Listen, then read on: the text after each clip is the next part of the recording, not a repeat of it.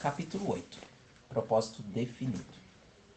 Sua Majestade procederá agora à revelação dos segredos dos 7 princípios, através dos quais os seres humanos podem forçar a vida a fornecer-lhes a liberdade espiritual, mental e física.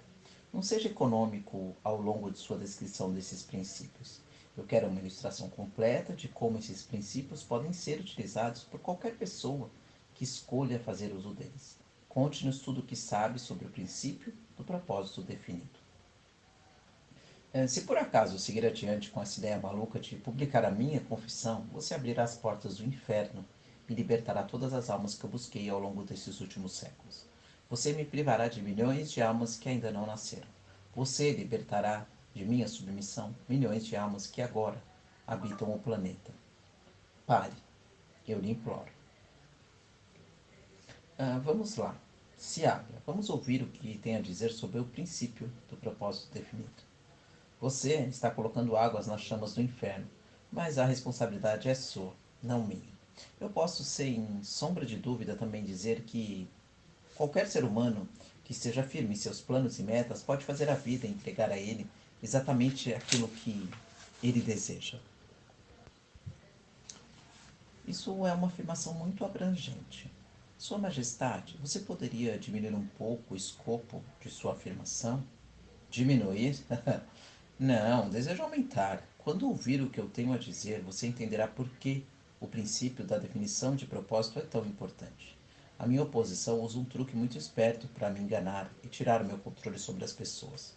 Porque, na verdade, a oposição sabe que o princípio da definição de propósito fecha a porta da mente de qualquer um contra mim, de tal forma que eu não consigo invadir, a não ser induzindo essa pessoa ao hábito da alienação.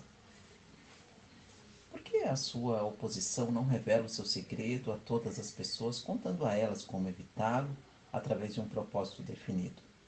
Você já admitiu que de cada 100 pessoas apenas 2 pertencem à sua oposição?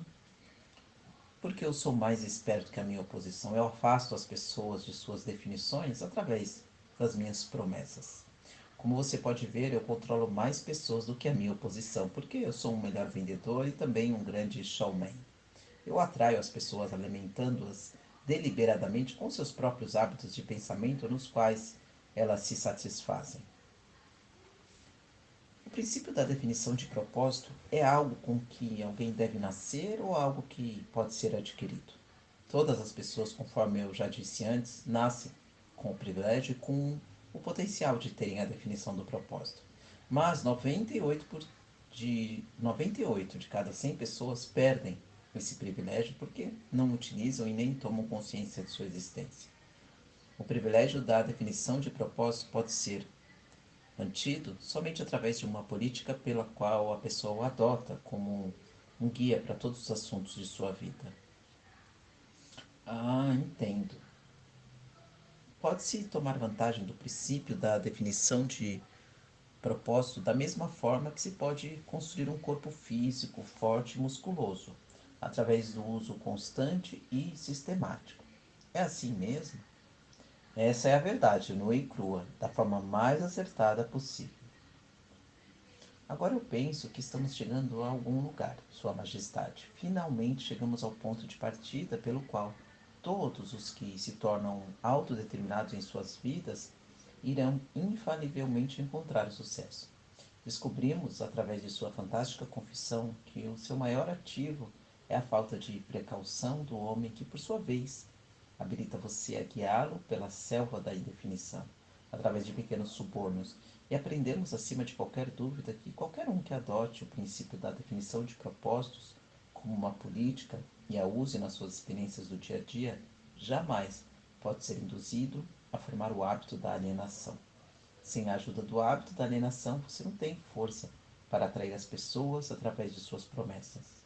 Isso está correto? Eu mesmo não poderia ter dito tamanha verdade. Vá em frente, agora, e descreva como as pessoas negligenciam o privilégio de ser livres e autodeterminadas através da indefinição e da alienação. Eu já fiz uma breve referência sobre esse princípio, mas agora eu entrarei nos mínimos detalhes para explicar de que forma esse princípio funciona. Começarei no momento do nascimento. Quando uma criança nasce, ela traz consigo nada além de um corpo físico representando os resultados da evolução de milhões de anos de seus ancestrais.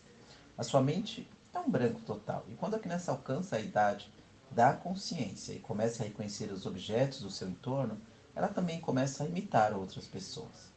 A imitação torna-se um hábito fixo, e naturalmente a criança imita, ante de tudo, seus pais. Aí então ela começa a imitar seus outros parentes e pessoas que as acompanham diariamente, incluindo os instrutores religiosos e os professores da escola. A imitação estende-se não somente à expressão física, mas também à expressão do pensamento. Então, se os pais de uma criança têm medo e expressam esse medo de tal forma que a criança consiga ouvir isso, essa criança adquire o medo através do hábito da imitação e acaba armazenando isso no seu subconsciente como uma crença real.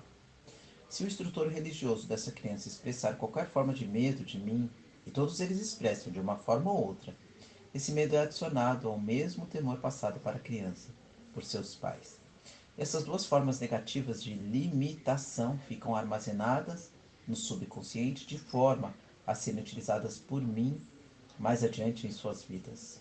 De forma similar, a criança aprende por imitação a limitar a sua força do pensamento, preenchendo a sua mente com inveja, ódio, ganância, luxúria, vingança e todos os outros impulsos negativos do pensamento que destroem toda e qualquer possibilidade de definição de propósito. Enquanto isso, eu me hospedo na mente dessa criança e a induzo a alienar-se, até que eu tenha controle total sobre ela por meio do ritmo hipnótico. Pelo que eu pude entender de todas as suas afirmações, você tem que ganhar o controle das pessoas enquanto elas são muito jovens, sob pena de perder a oportunidade de controlá-las. Eu prefiro possuí-las antes que elas tomem conta de suas próprias mentes. Uma vez que uma pessoa aprenda o real poder dos seus próprios pensamentos, ela se torna positiva. E então, é muito difícil que ela se submeta a mim. E, na verdade, eu não tenho poder sobre nenhum ser humano que descubra e use o princípio da definição do propósito. O hábito da definição de propósito seria uma proteção permanente contra o seu controle? Não. De certa forma, não. A definição fecha a porta da mente para mim, mas ela só mantém as portas fechadas, contanto que a pessoa siga o princípio de forma sistemática e permanente, fazendo dele um hábito de vida. E uma vez que a pessoa hesite, procrastine ou torne-se indefinida sobre qualquer coisa, ela está apenas a um passo de deixar essa proteção e ser envolvida por mim pelo meu controle. Qual a relação que existe entre a definição de propósito e as circunstâncias materiais de determinada pessoa?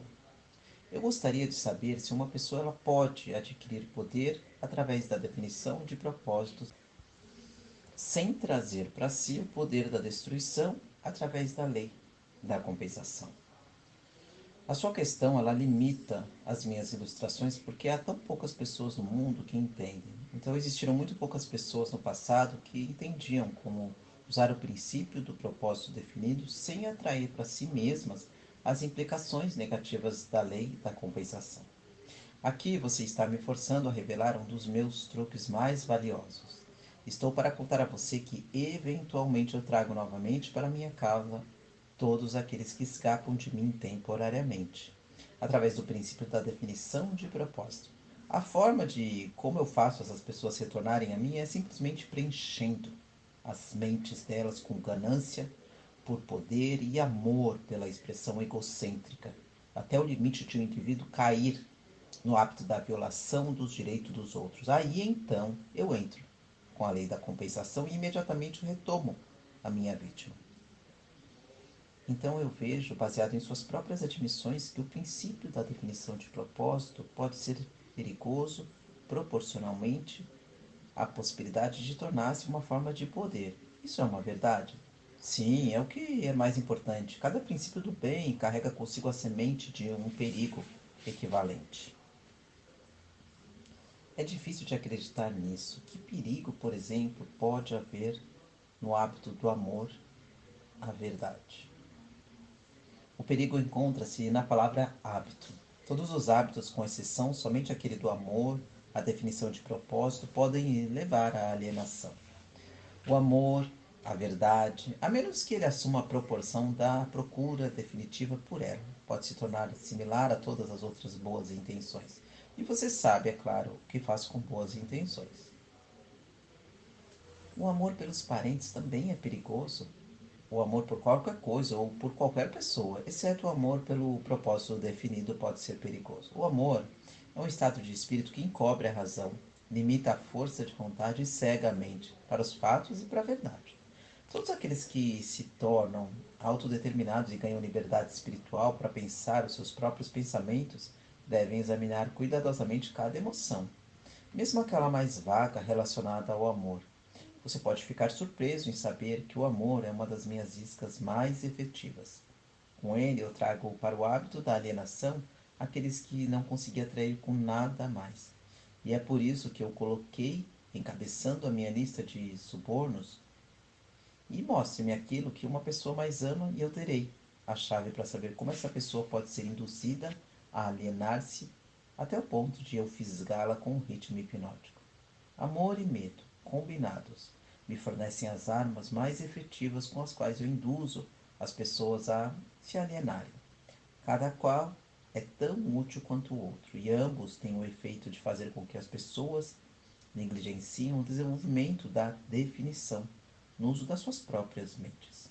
Dê-me o controle sobre os medos de uma pessoa e, adicionalmente, me conte o que ela mais ama. E com certeza pode contar com essa pessoa. Será minha escrava. O amor e o medo são forças emocionais de tão estupenda potência que qualquer uma das duas tem o poder de retirar a força de vontade e o uso da razão. Sem o poder da vontade e da razão, não há nada mais que possa sustentar a definição de propósito.